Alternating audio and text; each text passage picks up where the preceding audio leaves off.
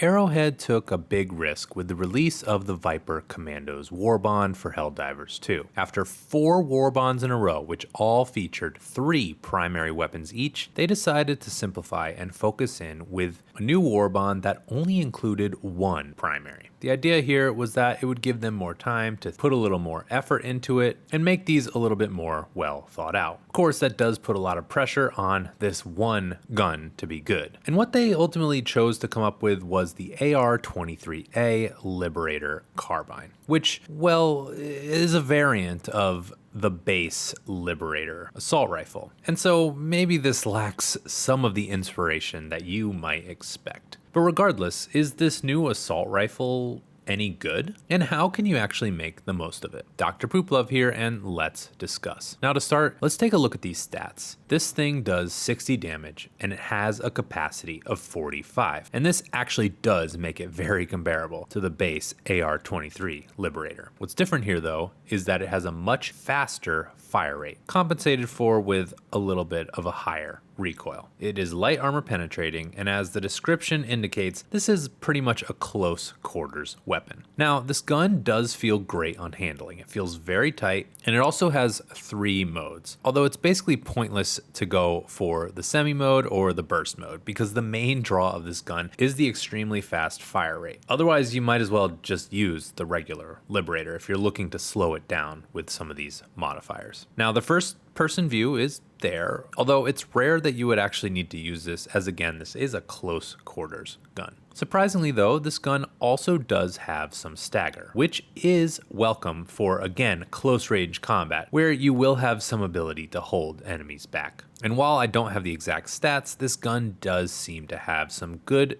durability damage, as we will see. So on paper, things look good, but how does this actually do when facing off against the enemy factions? Now, before I get to the bugs, I will just say, I don't really recommend taking this out against the bots. This is a close range gun, and the recoil makes it hard to be accurate. And we know with bots, typically, we're going to be wanting to play at range. Another aspect here is it's light armor penetrating, which means that it's not going to be super effective against a whole lot when it comes to the bots. Now sure, this can get the little guys fast, and it can shred the berserkers, and it can even shred the devastator limbs pretty nicely. But again, you will need to be close, and ultimately there's just going to be a lot of better options out there for you. But hey, you want to go for it? Go for it. I won't stop you. But moving on to the bugs though, it's a much different story. I mean, I actually do like using this versus the bugs. With the little guys, you can get them fast, and the tight handling makes it easy to pick them off with more precision at those closer ranges. It also shreds hunters pretty nicely, and again, the handling just makes these slippery buggers easy to get.